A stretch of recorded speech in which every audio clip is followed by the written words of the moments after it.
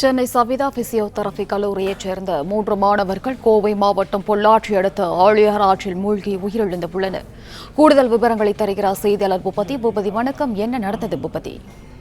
வணக்கம். அதாவது கோவை மாவட்டம் பொள்ளாச்சி அடுத்த ஆழியார் அணை உள்ளது. இந்த அணைக்கு நாள்தோறும் பல்வேறு மாவட்டங்களில் இருந்து சுற்றுலா பயணிகள் வருவது வழக்கம். இந்த நிலையில் சென்னை பூந்தமல்லி சபிதா பிசியோதெரபி கல்லூரியில் இருந்து 4ஆம் ஆண்டு பயிலும் மாணவர்கள் 3 பேர் வந்துள்ளனர். இவர்கள் அதாவது அந்த ஆழியாறு அணைப்பகுதிக்கு மிக அருகாமையில் உள்ள ஆற்றில் குளித்துக் கொண்டிருந்தனர்கள். அதாவது தருண், ரேவந்த், ஆண்டோ ஆகிய 3 பேரும் குளித்துக் கொண்டிருக்கிறார்கள். எதிர்பாராத விதமாக அவர்கள் தற்போது தண்ணீரில் மூழ்கி உயிரிழந்துள்ளனர். அவர்களின் உடல் தற்போது மீட்கப்பட்டு பொள்ளாச்சி அரசு மருத்துவமனையில் பிரேத பரிசோதனைக்காக வைக்கப்பட்டுள்ளது.